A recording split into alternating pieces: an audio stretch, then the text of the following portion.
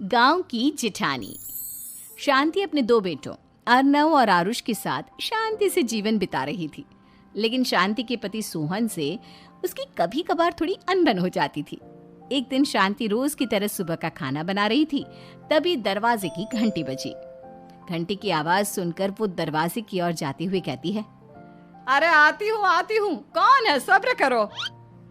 शांति दरवाजा खोलती है तो देखती है कि उसके जेठ मोहनदास सामने खड़े होते हैं। वो सक पकाकर अपना घूंघट करती है और पैर छूकर कहती है, आइए आइए जेठ जी।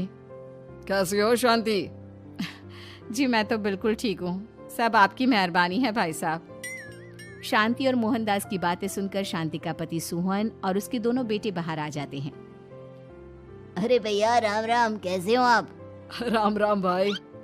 अरे शांति, ऐसे खड़ी खड़ी क्या देख रही हो? चाय कॉफी कुछ लेकर आओ, भैया आए हैं। शांति तेजी से रसोई की ओर आगे बढ़ती हुई कहती है, अरे मेरी माँ, गेट खोलने के चक्कर में मेरे तो चावल ही जल गए। वो दौड़ी दौड़ी रसोई में जाती है और देखती है कि सारे चावल जल गए हैं। वो दोबारा चावल बनाने में लग जाती है। इतने में सोहन आवाज लगाता है, अरे शांति, तुम्हारे चावल का रोना खत्म हो गया हो तो चाय ले आओ। जी लाती हूँ अभी। शांति जल्दी जल्दी चाय बनाती है और मोहनदास को चाय देती है। सब एक दूसरे की खैर खबर पूछते हुए चाय पीते हैं।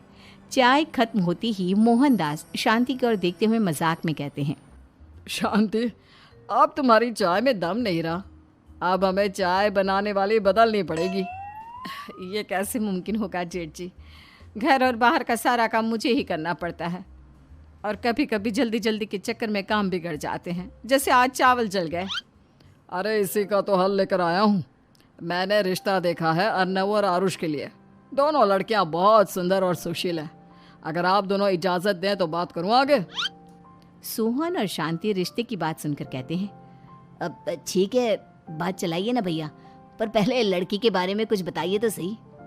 हाँ भाई साहब, लड़की कैसी है, परिवार कैसा है, कहाँ के रहने वाले हैं? देखो, परिवार तो बहुत अच्छा है, पर वे दोनों लोग बहुत गरीब हैं। दहेज में कुछ मिलेगा नहीं। अरे हमें दहेज में कुछ चाहिए भी नहीं, बस लड़की संस्कारी होनी चाहिए। एक लड़की तो पढ़ी लिखी है और शहर की रहने वाली है, पर दूसरी अपनी गरीबी की वजह से पढ़ न सकी और गांव में रहती है। लेकिन दोनों है बहुत खूबसूरत। अगर तुम सबको देखते ही पसंद ना आ जाए तो मेरा नाम बदल देना। हाँ, पर तो हम आंखें मूंद कर भरोसा कर सकते हैं भैया। आप आगे बात चलाइए, हम शादी करने को तैयार हैं। कुछ ही दिन में अर्नव और आरुष की शादी हो जाती है। आरुष की शादी अनपढ़ लड़की मंजरी से हो जाती है, जो कि बहुत भोली भी होती है, और अर्नव की शादी पढ़ी लिखी लड़की तनुजा से हो जाती है, जो कि घमंडी और चालू होती है।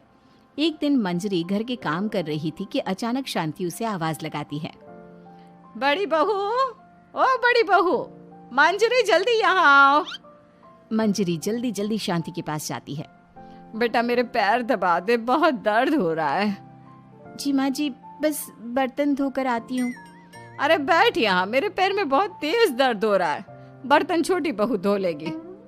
मंजरी शांति के पैर दबाने लगती है तो शांति तनुजा को आवाज लगाती है, छोटी बहू, ओ छोटी बहू। तनुजा थोड़ी देर से आराम से चलकर आती है। जी माँ जी, आपने बुलाया मुझे? आपको कोई काम था क्या? तू कुछ काम कर रही है या?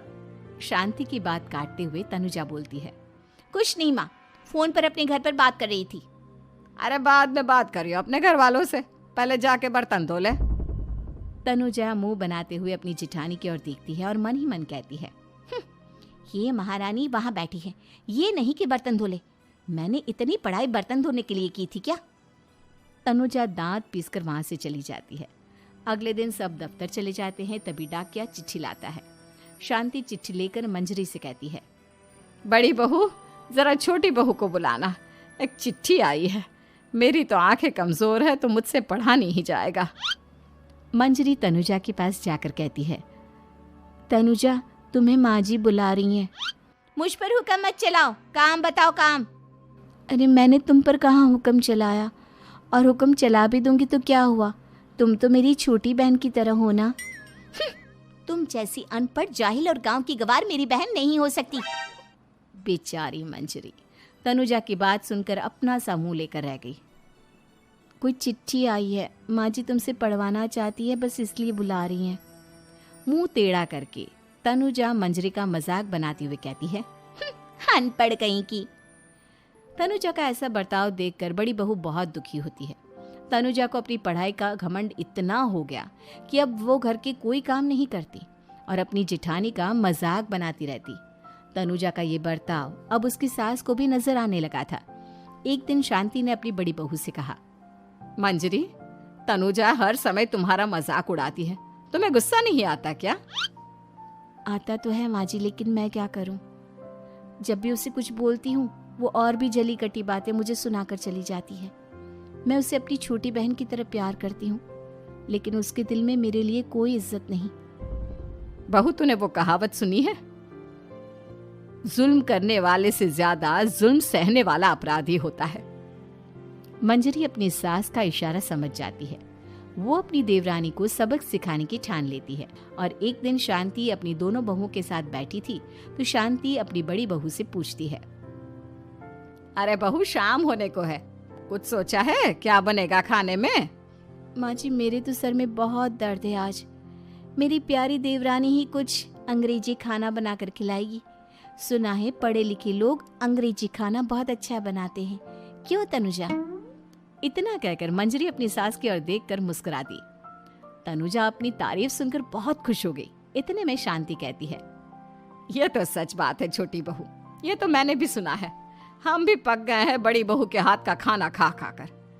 तनुजा, तुम्हारी माँ भी तो तुम्हारे खाने की बहुत तारीफ करती हैं। आज हमें भी खिला दो कुछ अच्छा सा बनाकर। शांति की बात सुनकर छोटी बहू और आसमान पर चढ़ गई, पर उसे ये कहाँ पता था कि उसकी सास और जेठानी उसे सबक सिखाना चाहती हैं। तनुजा अपनी तारीफ सुनकर खुश तो बहुत होती है, पर सोचने लगती है, मुझे तो कैसा भी खाना बनाना नहीं आता। अब मैं क्या करूंगी? अगर मैंने इनको सच बता दिया तो मेरी सारी इज्जत मिट्टी में मिल जाएगी। अरे छोटी बहू, क्या सोच रही हो? खिलाओगी ना अपने हाथ का अंग्रेजी खाना? छोटी बहू हाँ में सर हिला देती है। अचानक से उसके दिमाग में एक आइडिया आता है। मैं इंटरनेट से देखकर कुछ बना लेती हूँ, मेरी वाहवाही पूरे घर में हो जाएगी। मुझे कौन सा रोज रोज बनाना है। माँ जी, आज आप सबको ऐसा खाना खिलाऊंगी कि। इतने में शांति छोटी बहू की टांग खींचते हुए कहती है कि पता नहीं कैसा खाना खिलाओगी। ए ऊपर वाले, हमारी रक्षा करना। इतना बोलकर शांति और मंजरी दोनों जोर जोर से हंसने लगते हैं। अब तनुजा रसोई घर में चली जाती है और खाने की तैयारी करने लगती है, पर उसे रसोई घर की चीज़ों के बारे में तो कुछ नहीं पता। जैसे तैसे सारी चीज़ें निकालती है और इंटरनेट पर देखकर खाना बनाती है। कुछ ही देर में सब लोग घर आ जाते हैं।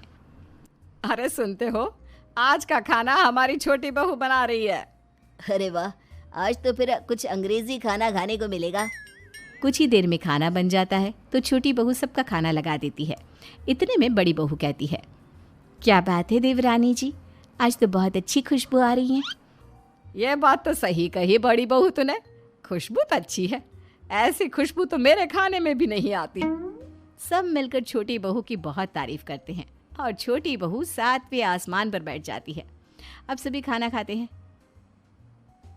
जल्दी जल्दी दो, अब तो मुंह में पानी आ रहा है। हाँ, मुझसे भी नहीं रुका जा रहा। जैसे ही सोहन एक निवाला खाता है तो उसकी आंखों से पानी आने लगता है। ये देखकर शांति सोहन से पूछती है, क्या हुआ जी, खाना इतना अच्छा बना है कि आंखों से पानी आ गया? सोहन चुप रहता है और धीरे धीरे से खाना शुरू कर देता है। इतने में सोहन छोटी बहू से कहता है, बेटी तुम भी तो खाओ, तुम क्यों रुकी हो? खाना सच में बहुत अच्छा है। ये कहकर सोहन जोर से हंस देता है। फिर सब खाना खाने लगते हैं, लेकिन खाने में नमक और मिर्च तेज हो गई थी। तनुजा से कोई कुछ नहीं बोलता, बल्कि उसे भी खाने को कहते हैं।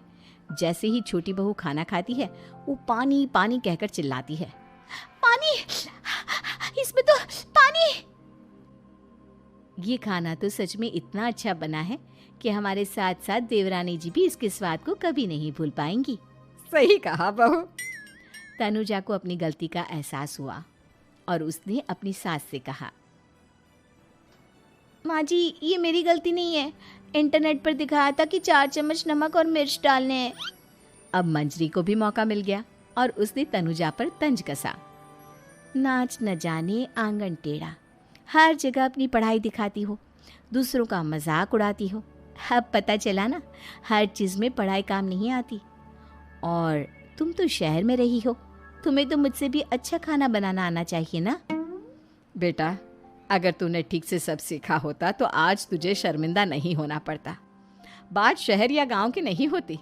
मंजरी गांव से आई है, लेकिन उसे घर का काम करना और खाना बनाना सब अच्छी तरह से आता है। तुम शहर में रही हो, तुमने ये सब क्यों नहीं सीखा? छोटी बहू सर नीचा कर सबसे माफ़ी मांगती है और बहुत शर्मिंदा होती है। दीदी मुझे माफ़ कर दो, मैंने आपको बहुत बुरा भला कहा, पर आपने मुझे हमेशा ही माफ़ किया। आज मुझे अपनी गलती का एहसास हो गया है। अब दोनों बहुएं मिलकर घर का काम करने लगी और एक दूसरे को अपने गुण बांटने लगी। मंजरी ने अपनी देवरानी को खाना बनाना और घर का काम करना सिखाया, वहीं तनुजा ने भी अपनी जिठानी को पढ़ना लिखना सिखाया। शांति और सोहन ऐसी बहुएं पाकर बहुत खुश थे।